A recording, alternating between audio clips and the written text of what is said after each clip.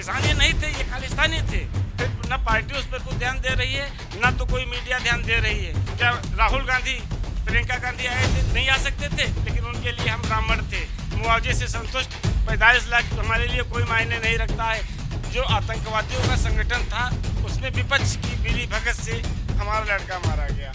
नमस्कार, मैं हूं अंबुज और आज मैं हूं लखीमपुर खीरी में। लखीमपुर खीरी पिछले कुछ दिनों से विवाद का जो है जड़ रहा है। यहाँ पे हमने देखा कि जो कथित किसान है वो बेदर्दी से पीट पीट करके लोगों की हत्या कर रहे हैं। थोड़ा सा विवाद होता है कि उनके जो लाठी डंडे हैं वो लोगों पे बरसने शुरू हो जाते हैं। इसी कांड में जो है एक शुभम मिश्रा नाम के व्यक्ति की मृत्यु हुई थी, जिनकी कथित किसानों ने पीट पीट कर हत्या कर दी थी। आज हम उन्हीं शुभम मिश्रा के घर पे हैं और हम उनके परिजनों से बात करेंगे और जानने की कोशिश करेंगे कि क्या है आखिर मसला और क्यों इसको एक राजनीतिक रंग देने की कोशिश की जा रही है।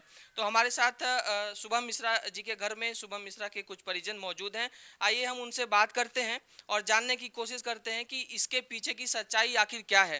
तो आप सबसे पहले अपना एक बार परिचय दे दीजिए। विजय मिश्रा, गढ़ी रोड, मोहल्ला अग्निहोत्री नगर, लखीमपुर का मैं रहने वाला हूँ और दुर्भाग्यवश मैं शुभम का पिताजी हूँ। आज मैं उनका दर्द सह नहीं पा रहा हूँ, लेकिन आप आए हैं तो बता रहे हैं। क्या क्या वजह रही, क्यों ये कांड लखीमपुर में हुआ? सबसे पहले तो आप हमें ये बताइए। ये जो आतंकवादियों का संगठन था उसमें विपक्ष की मिली भगत से हमारा लड़का मारा गया, क्योंकि वहाँ पे जो भी इकट्ठा हुए थे लोग, उसमें किसान ऐसा नहीं कर सकते। किसान उसमें केवल कहने के लिए थे, बाकी पंजाब से बाहर से सभी को जानकारी है, बुलाए गए थे। अच्छा, एक चीज़ आप बताइए, आपसे पूछना चाहते हैं कि जैसे आपके कैमरे पे हम एक पत्थर मार दें, उसके बाद में आपसे कहें कि हमारी बाइट लीजिए, क्या ले सकते हैं? नहीं ले सकते हैं। उसी प्रकार से गाड़ी पर जब पत्थर चलने लगे तब आदमी ड्राइवर घायल हो गया। जब वो चला रहा था तो जो जिसने मारा वो अब दोषी बताए जा रहे हैं और जो दोषी थे वो आज किसान बताए जा रहे हैं। पता नहीं कौन सी ये मीडिया क्या बता रही है, हमारी तो समझ में नहीं आ रहा। वहाँ पे जो लोग थे, जो लोग पीट पीट कर मार रहे थे लोगों को, जिसको कथित किसान एक तरह से कह सकते हैं, उनके टी शर्ट पे जो खालिस्तानी आतंकवादी है भिंडरा वाले, उसकी भी तस्वीर नजर आई थी। हाँ, वो निशान दिखे हैं, मीडिया में हमको भी दिखे हैं, लेकिन ये आप लोग बताइए कि कहाँ है वो लोग जो दिख रहे हैं पीटते हुए। उनको आप ढूंढिए, उनकी तलाश करिए, उनको सजा दीजिए।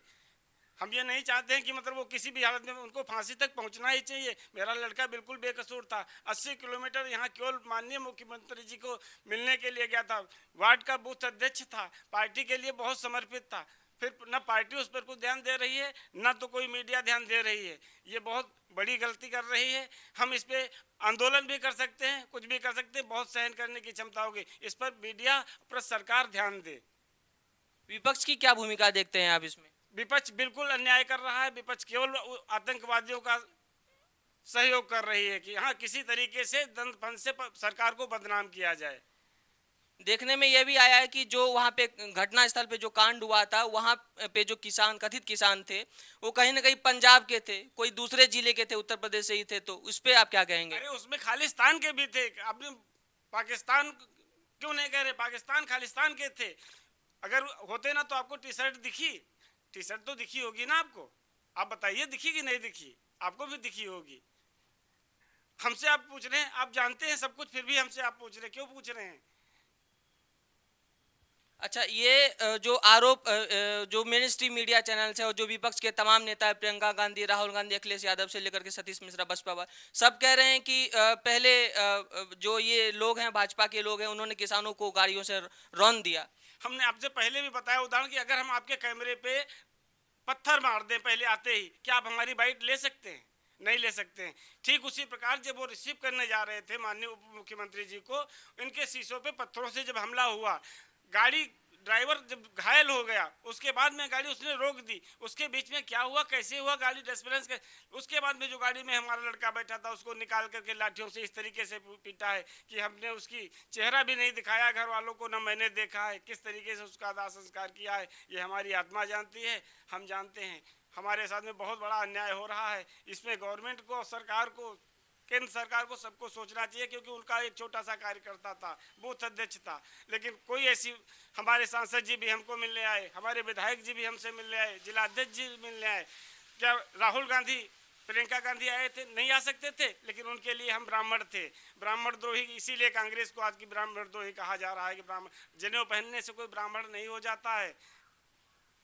जो उन लोग कर रहे हैं, उन्होंने, प्रियंका गांधी ने कई कई जगह पे ये भी खबर आई कि आप लोगों ने मना कर दिया मिलने से। बिल्कुल ये झूठ बोल रही है प्रियंका गांधी जी। हमको भी सुनने को मिला है कि प्रियंका गांधी जी ने कहा है कि हमने मिलने से मना।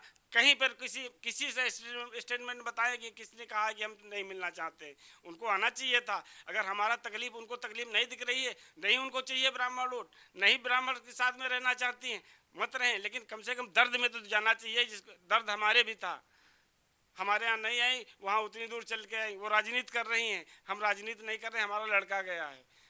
तमाम लोग जो हैं वो मीडिया के माध्यम से ये तो देख रहे हैं कि किसान जिनकी मृत्यु हुई, कथित किसान, उनके घर विपक्ष के लोग पहुंच रहे हैं, उनकी पीड़ा में शामिल हो रहे हैं, वो क्या करते थे, तमाम चीज़ें उनकी दिखाई जा रही है। हम चाहते हैं कि हम शुभम के बारे में भी लोगों को बताएं, क्या वो करते थे, कैसे रहते थे, आगे उनका भविष्य में क्या वो करना चाहते थे। तो आप उनके पिता हैं तो एक बार उनके बारे में बताइए। बीएससी उसकी कंप्लीट हो चुकी थी, उसके बाद में प्राइवेट जॉब करने लगा। बाद में कहता जॉब हम नहीं कर पाएंगे, हम अपना बिजनेस करेंगे। उसने जीएसटी नंबर लिया था, उसके लिए बैंकों में, कई बैंकों में अप्लाई किया, लेकिन उसका लोन कहीं से नहीं हो पा रहा था, क्योंकि हमारे पास इतनी पूंजी नहीं थी कि हम लोन ले सके, उसको गारंटी दे सके। इसीलिए दौड़ भाग कर रहे थे। थोड़ा बहुत काम शुरू किया था। इसमें, इस पूरे कांड में आप अजय मिश्रा जी की क्या भूमिका देखते हैं? अजय मिश्रा जी यहाँ आए थे, उन्होंने पूरी सांत्वना दी। वो अपने दंगल प्रोग्राम हर साल की तरह इस साल भी करवा रहे थे। उनकी ऐसी कोई सोच नहीं थी कि हमारा ये प्रोग्राम होना, लेकिन ये इकट्ठा करके सारे लोगों को, ये मोनू को मारना चाहते थे।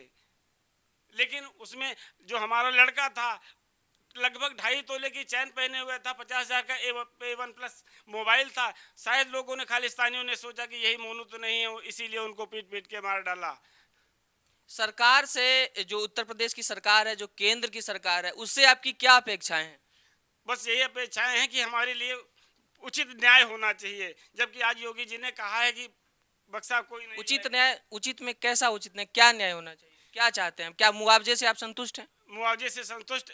45 लाख हमारे लिए कोई मायने नहीं रखता है। एक हमारी बहू है, हम दोनों लोग बूढ़े माँ बाप हैं, हमारे पास क्या बचा, हम क्या कर सकते हैं ना। अब तो हम नौकरी भी नहीं कर सकते हैं।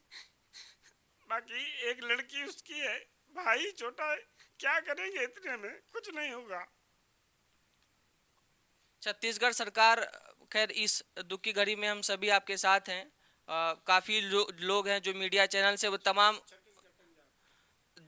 मीडिया चैनल्स है वो कथित किसानों की पीड़ा तो दिखा रही है, लेकिन आपके परिवार तक कोई नहीं पहुंचा। आपका ये भी आरोप था कि मीडिया वाले हमसे बात करके जाते हैं लेकिन हमारे बारे में दिखाते नहीं हैं। तो इसीलिए आज हम तक पहुंचे, आप तक पहुंचे हम लोग। एक सवाल और ये भी है कि छत्तीसगढ़ और पंजाब सरकार ने भी 50-50 लाख रुपए मुआवजे की घोषणा की है, लेकिन उन्होंने सिर्फ कथित किसानों के लिए घोषणा की है। क्योंकि ये तो इंसानियत का एक पैमाना होना चाहिए कि जितने लोगों की मृत्यु हुई है सभी को दें। तो ये कैसा न्याय है, ये कैसा मुआवजा है? नहीं, ये तो हमें जानकारी हुई कि छत्तीसगढ़ के बघेल जी और चन्नी जी दोनों लोग आए थे, 50-50 लाख की घोषणा कर गए हैं। लेकिन हमें ये नहीं पता भी चल रहा है कि उन्होंने सबके लिए किया है, 8 लोगों के लिए, या तथाकथित उन हत्यारों के लिए किया है जिसने हमारे बच्चे की जान ली है। इसमें ये सरकारें खुद पर ध्यान देंगी कि हम भी किसान हैं, हमारे भी साथ करना चाहिए, क्योंकि हमारा भी परिवार है। उसकी संरक्षण के लिए एक ही लड़का था, वो बचा नहीं, कौन संरक्षण करेगा उसका।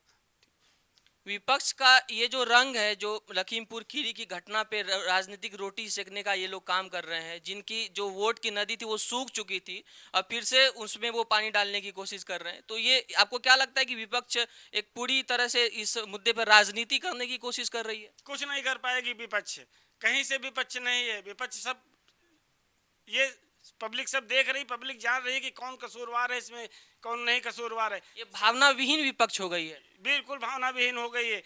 क्या आप एक चीज बताइए कि सरदार ही केवल किसान है? हिंदू कोई किसान ही नहीं है, सरदारों को किसान बताया जा रहा है। चाहे पंजाब से आए, हर जगह सरदार किसान है, टिकैत किसान है। हम लोग किसान नहीं है। ब्राह्मण, हिंदू, अहर, यादव, जाट जितने भी हैं, ये कोई किसान ही नहीं है। अगर किसान का आंदोलन होता तो वो भी होते ना साथ में, केवल सरदार ही किसानों का आंदोलन कर रहे थे। ये सोचने का विषय है। आप भी समझदार हैं, इसको मीडिया में आप बताइए, ये गलत कर रहे हैं। किसान ये नहीं थे, ये खालिस्तानी थे। मीडिया के चैनल से आपकी क्या शिकायत है? मीडिया के चैनल से यही शिकायत है कि सभी लोग आए, सभी लोग उससे बाइट लेकर गए, लेकिन बाइट वो केवल किसान सरकार तक सीमित कर रहे हैं। हमें उसे इग्नोर किया जा रहा है कि हम लोग उसमें दर्द में, ना तो दर्द में है, ना कोई प्रियंका जी को जरूरत है हमारे घर से, ना राहुल गांधी जी को जरूरत है, ना अखिलेश यादव से जरूरत है, ना सतीश मिश्रा से। ये सभी लोग आए, लेकिन हमसे मिलने के लिए किसी के पास समय नहीं था। लेकिन ठीक है, आने वाला वक्त बताएगा और हमारा समाज बताएगा कि तुम लोगों को कैसे क्या किया जाए। आपको नहीं लगता ये किसानों का एक बदला रूप दिख रहा है? किसान की पहचान होती थी खेत में हल चलाना, ट्रैक्टर चलाना, आज वो देश के युवाओं के सर पे लाठी और डंडे चला रहे हैं। किसान हल ही चला रहे हैं, किसान वही कर रहे हैं, लेकिन ये जो पार्टी के द्वारा, तथाकथित पार्टियों के द्वारा जो इकट्ठा किए हुए हैं, पंजाब से, खालिस्तान से ये इकट्ठा किए, इनको खालिस्तान टिकैत बता रहे हैं कि ये आंदोलनकारी हैं। ये आंदोलनकारी नहीं है, ये हमारे जैसे बच्चों के हत्यारे हैं। इनको आप बिल्कुल गलतफहमी में बताइए कि ये किसान हैं। ये किसान होते तो इस तरीके से हमारे बच्चे को नहीं मरते, बर्बर तरीके से हत्या करते। एक सवाल ये भी बनता है कि जब वहाँ पे घटना हुआ, लाठी डंडे बरसाए गए, लोगों को मौत के घाट उतारा गया, तो उस घटना की जानकारी आप तक कैसे पहुंची और जानकारी मिलने के बाद परिवार में क्या माहौल था? उसमें था ऐसा कि हमारी सुबह से बात हो रही थी, शुभम की हमारी 12 से 1 बजे तक बात हुई है, लमसम 2-4 बार। हमने पूछा कि क्या स्थिति, उन्होंने कहा ठीक है, ये है, सब जो बताते रहे, लेकिन लगभग 2 बजे के बाद भी उनका स्विच ऑफ हो गया। फिर हमने जानकारी करने की कोशिश की, जानकारी हमें कोई नहीं मिली। वहाँ से एक हमारे मिलने वाले थे शुभम, दूसरे शुभम लड़का था जो हमारे गांव से रहने वाला था, उससे हमने फ़ोन किया तो उसने कहा कि हॉस्पिटल में देख लीजिए, कहीं से चोटिल होकर के हॉस्पिटल 8 लोग पहुँचे हैं। हॉस्पिटल गए तो वहाँ पर कोई हमें जानकारी नहीं मिली।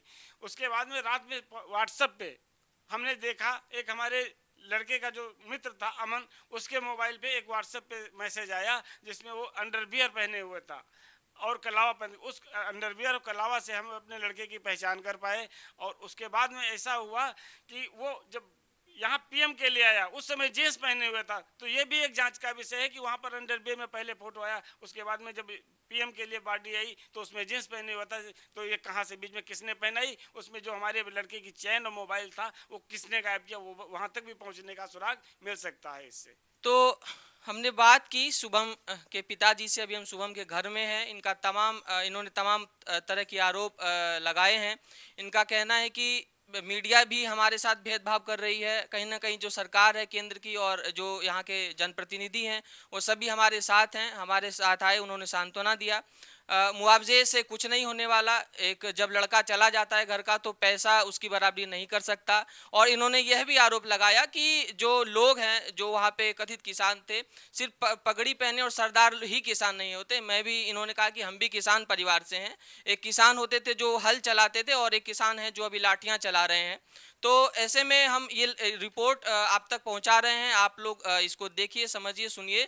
और हम अभी कुछ देर में ग्राउंड पे भी जाएंगे, ग्राउंड जीरो पे जाएंगे जहां पे घटना हुआ था, वहां से भी कुछ रिपोर्ट्स आपको दिखाएंगे। तब तक हमारे साथ जुड़े रहिए, हमारे चैनल को सब्सक्राइब कीजिए, वीडियो को लाइक कीजिए, शेयर कीजिए। बहुत बहुत धन्यवाद।